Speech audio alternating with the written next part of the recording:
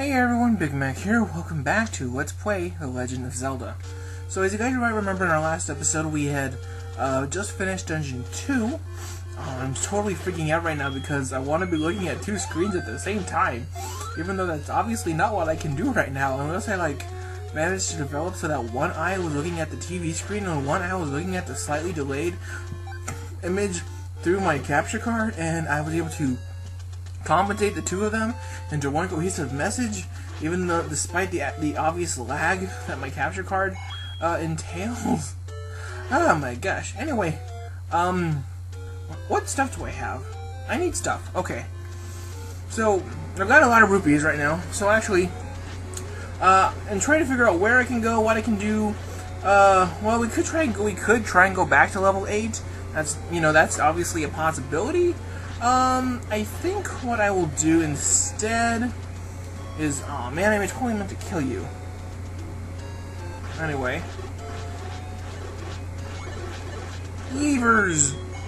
I hope there aren't 2,000 of you.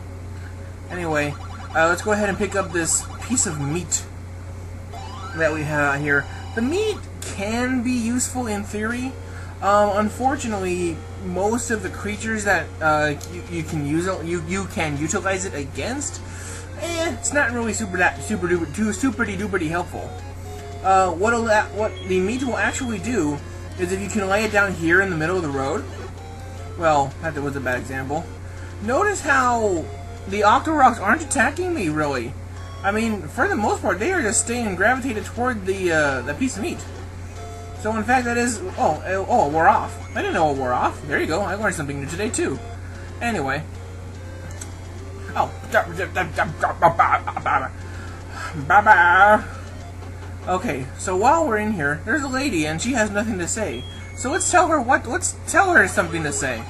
So it turns out, in fact, that this is one of the medicine shops.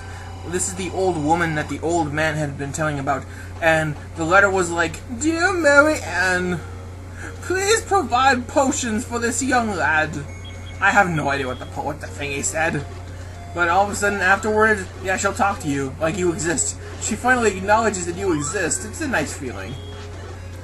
But in this episode, let's go ahead and head back down to Dungeon 3. And possibly 4. Again, I'm not sure how much time I'm going to have in these episodes. But I think we're making steady progress here. Ooh, bombs. Bombs are always nice.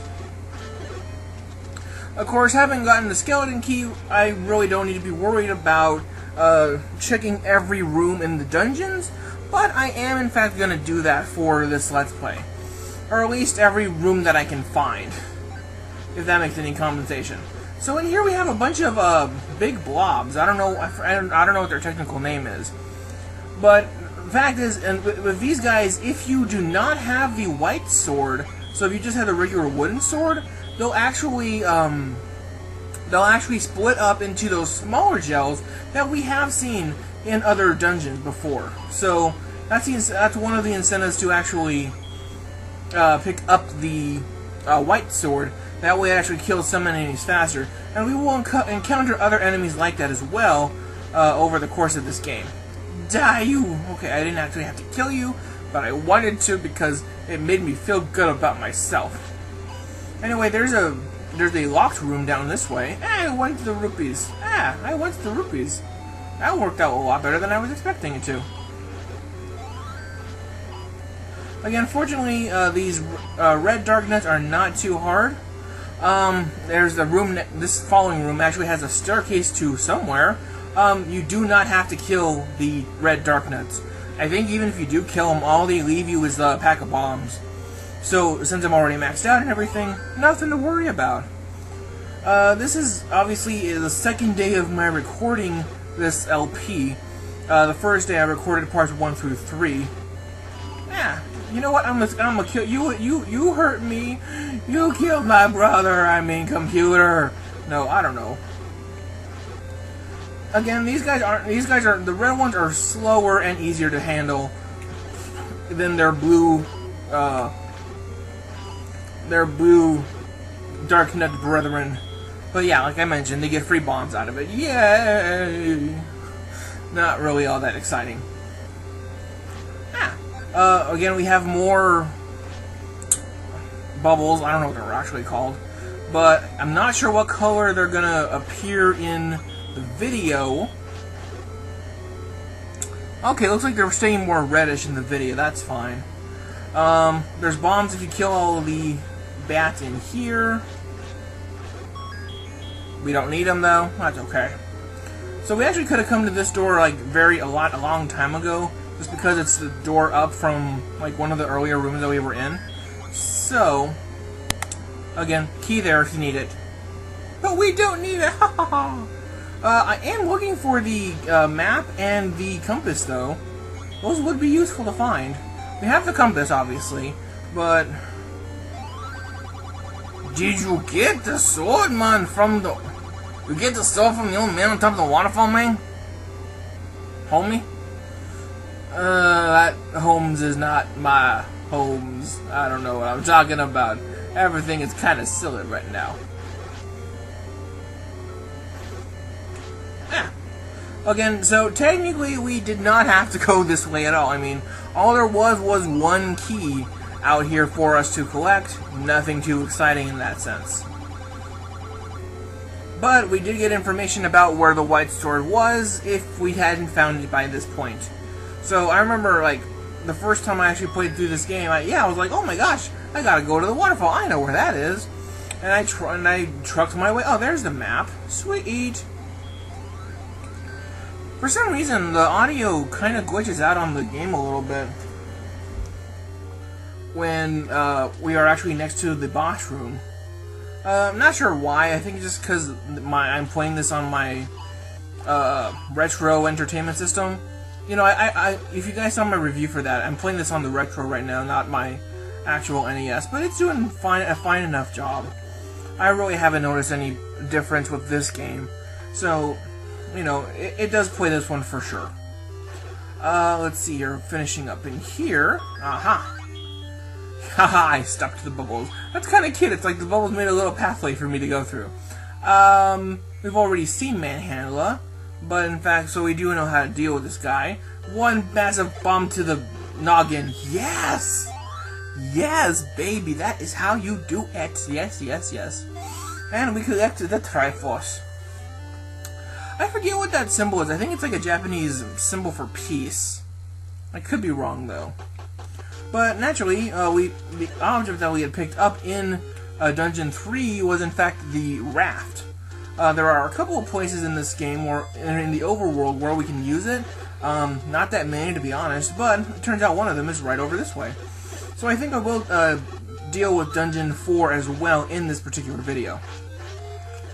And, okay, there's nothing important to drop, so I say goodbye to you. That's a song too, isn't it? I'm sure it is. Most things are songs. Of course, have all the songs been written? I don't know if Party Rock has been written. Maybe yes by now? I don't know.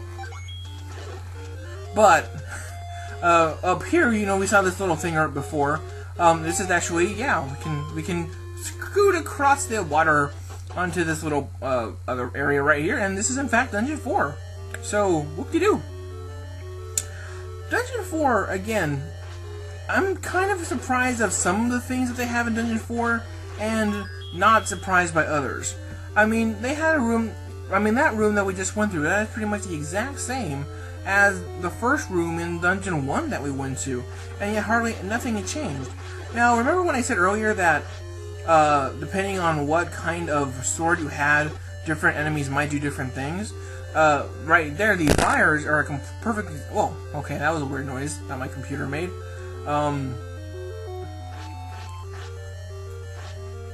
I should probably light up this thing. Light my fire, light my fire.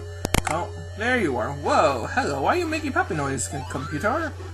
You not like the pop music? Everybody talk about pop music. Anyway. That was a little weird glitchy noise right there. Whatever. But, yeah, Vires, in fact, cannot be properly killed until we get the final sword upgrade. Being the Master Sword. Ow. Silly bats. Wow, apparently I did not realize that my computer did not like the whole darkness and light thing. I'm sorry. computer. I know it's hard for you to understand such complex thingies such as light and darkness and good and evil, but bear with me. So, I'm sorry if that's going to keep happening on my capture card. I really can't do anything about it. It's like Super Metroid all over again. Dagnabbit. Well, Super Metroid was a lot worse. There was like a ridiculous amount of lag on Super Metroid. Anyway. Yeah, that's just gonna happen every time we get into a dark room. Piddle, piddle, piddle, piddle. That was an unexpected thing, but no, we cannot cross the water. How do we cross the water? Watau. Watau. W-A-T-O. Ow. Watau. Like, never mind, I was gonna say like a lemma, but I couldn't remember what the lemma actually is. But the fact is, let's kill these bats, because I'm already close to killing them. Then I'll come back and go into the unlocked door. But I believe that this is also the first dungeon where we are introduced to like-likes. And to be honest, I dislike them. Yeah, you saw that joke coming. Like-likes have the unfortunate ability to eat your sword. Or not your sword, to eat your shield. Right now we obviously have the magical shield, which helps us out in very many situations. However, like-likes can actually eat that away if it catches you and you stay in its clutches for just a little too long. It's a very frightening experience. So if in the possibility that I get captured by a like, you may expect obscenities to be uttered from my mouth, being mostly along the lines of "No! No! Don't do it! No means no!" Stuff like that. Anyway, we picked up another item right there in the dungeon. This is actually the step ladder. We can actually use it to walk across 1 tile blocks of water. Oh. Unfortunately, it only works for 1, not for 2. Although there's the map that we were looking for. That's good. So, heading back over to that other room that we couldn't cross before because it was like, no, we can't cross the water. Well, la-di-da, now we can. And we don't even have to kill everybody in here. We can just unlock the door like, ta-da! But, same in this room. we don't have to actually kill everybody in this room. That's a nice feeling. I might just do it because, again, there could be a drop or something. Ow. Nope, no drops in this room. Alright, but anyway, let's go ahead and pick up the... We already know what this room looks like, so we know it's dark. But we saw the map. Ah, the map. This place kind of looks like a snake, doesn't it? Snake, oh snake, oh no, it's a snake. It's a badger. Okay. It's a vire. Ah, another manhandler. It was stuck in the corner. That was kind of cute. And, oh my gosh, that was a terrible run. Oh boy. Oh boy, this is gonna... Whew, could have gone worse. Could have gone much better. What you gonna do? Walk into the waterfall, man.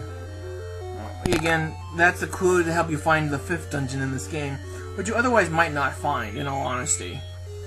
Unless you were, like, really crafty and trying to find it and stuff. And in all honesty, like, part of the difficulty of this game is just finding the dungeons. That really shouldn't be a difficult part of the game. I mean, it doesn't, whoa, hello. That almost killed me. That's why it almost killed me, because I had nowhere to go. Can I run through this? I don't know. Run! Yay! And we're already here at the last... Oh, man, I'm kind of low on health, aren't I? Well, that's not good. That is not good at all. I probably should use like a boomerang or something, but I'm too stubborn. However, I did want to show you off one shortcut here. So obviously we walked a long way around. It turns out there is a tiny bit of a shortcut that we could use if we go back to the room where we had the map.